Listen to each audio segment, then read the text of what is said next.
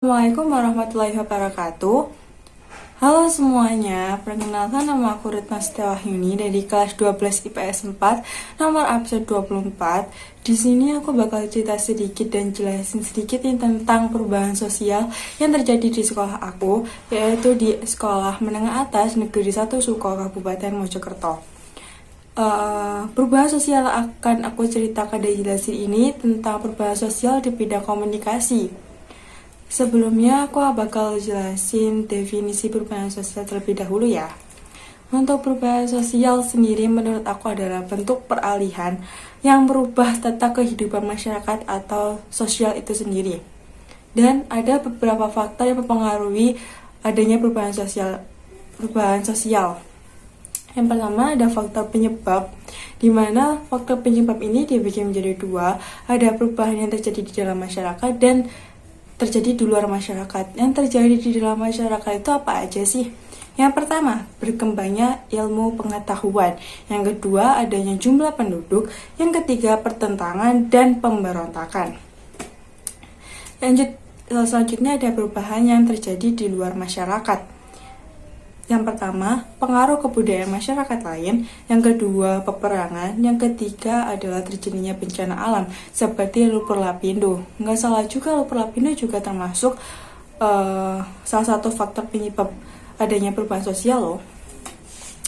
Oke, selanjutnya ada faktor pendorong. Faktor pendorong itu ada kontak dengan kebudayaan lain, ada sikap saling menghargai hasil karya orang lain, ada sistem pendidikan yang maju, ada toleransi, ada sistem terbuka lapisan masyarakat, dan penduduk yang heterogen, dan lain sebagainya.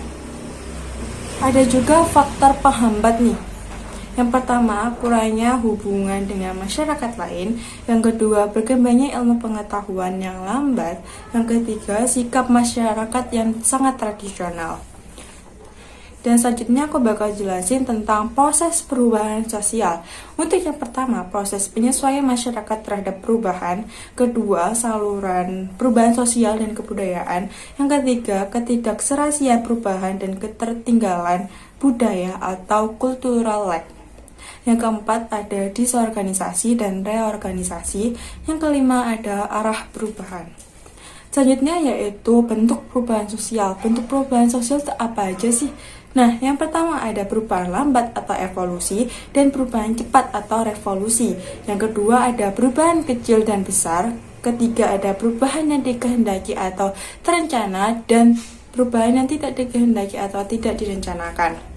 Selain itu, perubahan sosial juga memiliki dampak-dampaknya. Yang pertama ada dampak positif, meliputi berkembangnya ilmu pengetahuan dan teknologi. 2. Tercipta tenaga kerja profesional. 3. Nilai dan norma baru telah dibentuk. Untuk dampak negatifnya, ada terjadinya disintegrasi sosial. 2. Terjadinya pergolakan daerah.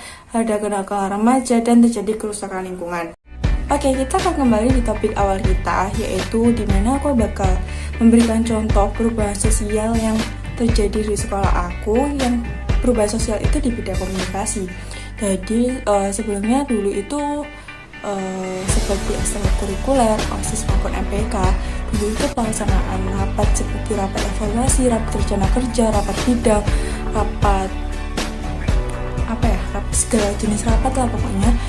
Itu dilaksanakan secara tatap muka dan tanpa media teknologi apapun ya. Sebenarnya medianya paling media LCD, proyektor, itu aja. Dan sekarang kita dapat menikmati teknologi yang canggih di masa sekarang. Kita dapat menikmati rapat-rapat ekstrakurikuler, OSIS maupun MPK itu dilaksanakan secara online dengan media teknologi laptop, handphone, ataupun iPad, ataupun jenis teknologi yang lainnya yang telah memberikan sebuah aplikasi seperti aplikasi pembantu di kayak Zoom, terus Google Meet, terus ada Teams. Itu juga merupakan salah satu teknologi yang canggih juga, aplikasi yang canggih, dimana tahun sebelumnya itu belum ada kan. Dan sekarang telah di-upgrade lagi dan muncullah aplikasi-aplikasi yang benar-benar membantu kita dalam kegiatan rapat-rapat yang ada di SMA Negeri 1 Suko. Seperti itu contohnya. Ini adalah beberapa foto tentang perubahan sosial di bidang komunikasi yang terjadi di SMA Negeri 1 Suko. Itu tadi sedikit cerita dan penjelasan aku tentang perubahan sosial yang terjadi di SMA Negeri 1 Suko. Sekian dari aku, apabila ada salah kata, mohon maaf sebesar-besarnya. Wassalamualaikum warahmatullahi wabarakatuh. Semoga bermanfaat.